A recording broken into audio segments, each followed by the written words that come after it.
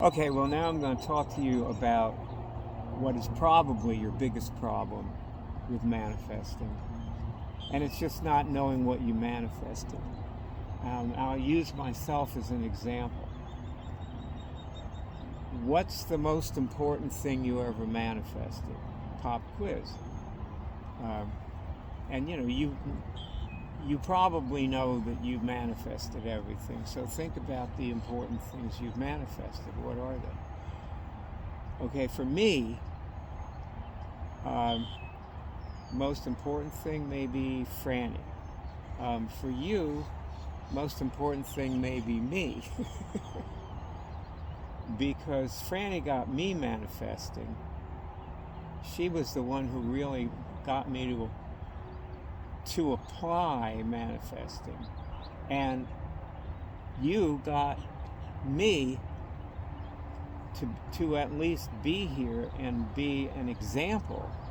I can tell you a story, okay?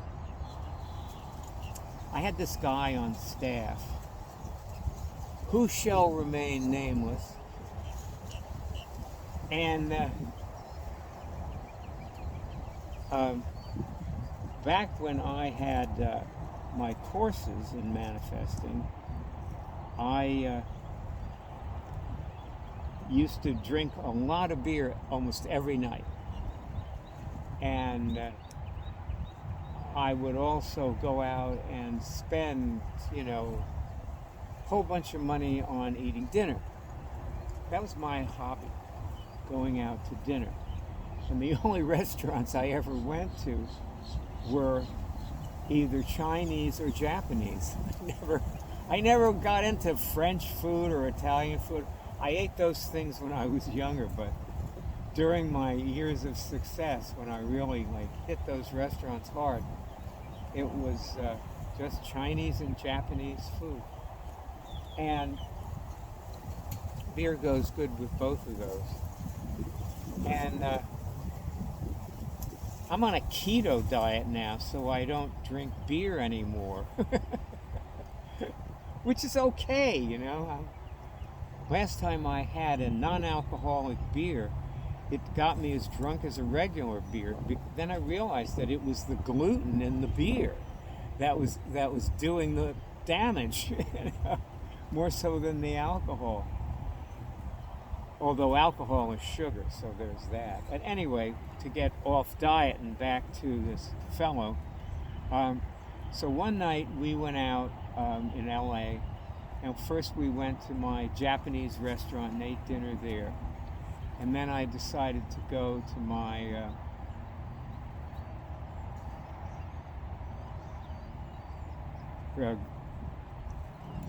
Chinese restaurant, and the car ran out of gas. And we were looking at the gas gauge and saying, and there was no gas stations open. So we're looking at the gas gauge, and I said, okay, well, we'll get gas after we eat, because it was by that time it was 11 o'clock at night. So I didn't want to really go any later. Although the Chinese restaurant I went to was open till 3 a.m. And it was full of people talking on sat phones. Because when their kids woke up in the morning, they called them in Hong Kong or Taiwan. Anyway, the get them sent off to school, Anyway, so as we were pulling in to the parking space, this is a true story. As we were pulling into the parking space, we ran out of gas. And the car just drifted neatly and perfectly into the parking space. Now, this guy, went on my staff because he wanted, the result of the courses that we did, which was being good at manifesting. And he probably was good at manifesting. But see, the amazing thing was that he really had no appreciation of me and also no trust in me. He didn't know what he had given himself by connecting with me. And so, not too long after this, he walked out. He quit. And he did it in a way that was a real betrayal. And then later, I approached him and was, open to being his friend. And, so we talked a few times. And there was one point when we were talking on the phone, and he said to me, "I don't trust you." And that's interesting, isn't it? That when people betray somebody, they don't trust the person they betray. Or probably anybody else,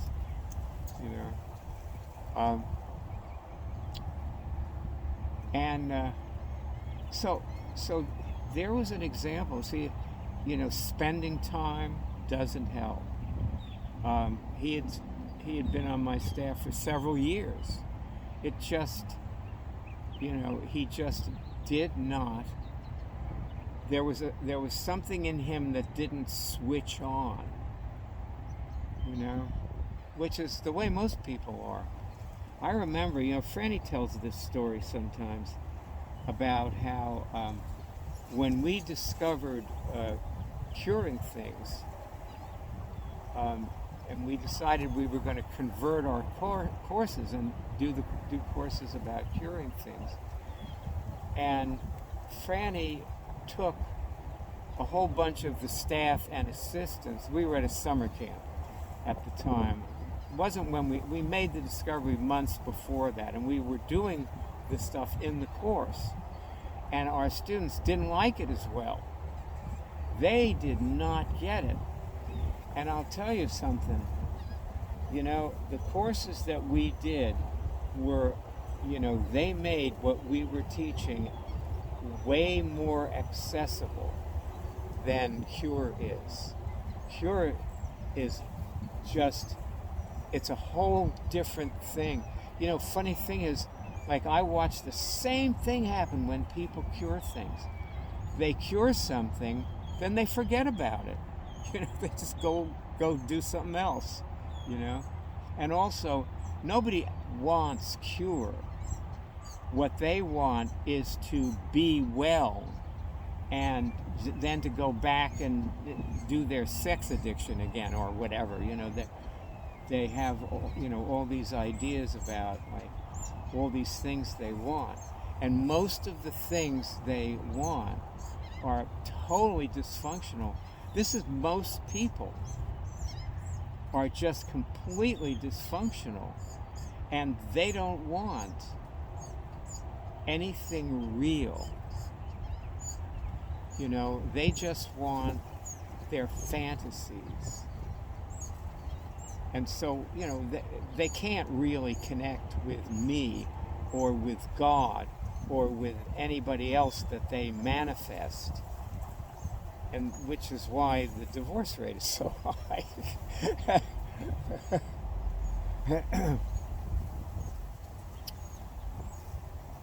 So the thing with manifesting, and here's the story I used to tell about it.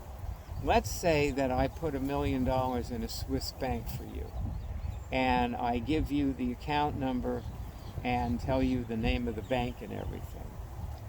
And, so the money's sitting there, and you don't do anything with it right away, and then you forget the passcode, and you forget the name of the bank.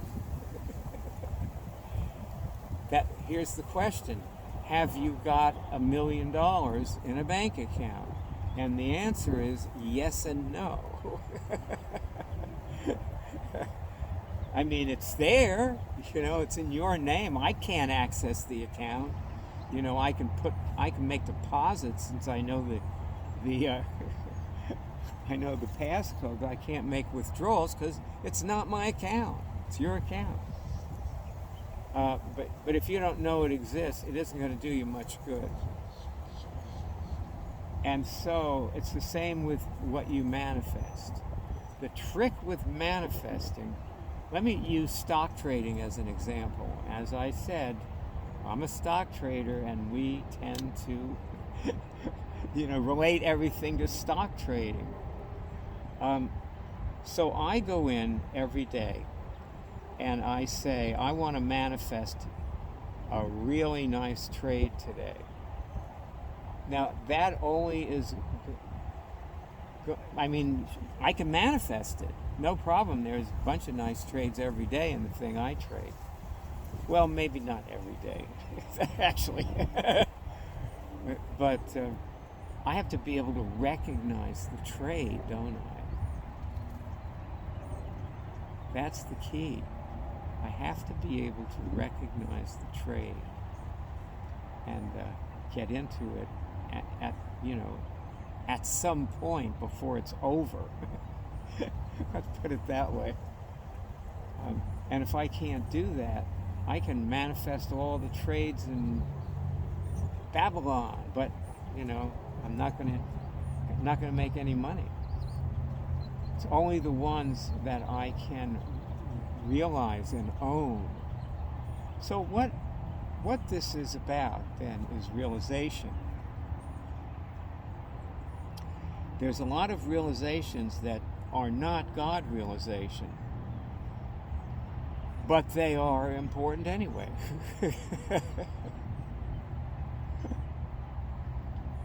Oh boy.